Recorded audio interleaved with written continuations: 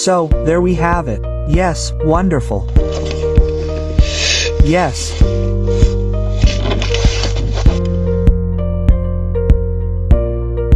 The module measures 1.37 by 79. As I said, it's from MHPOWOS, who provided it to me for testing.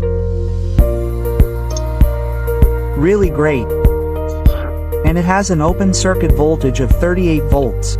Also very good, the voltage is a bit higher. These are the currents of the ringer. Very good.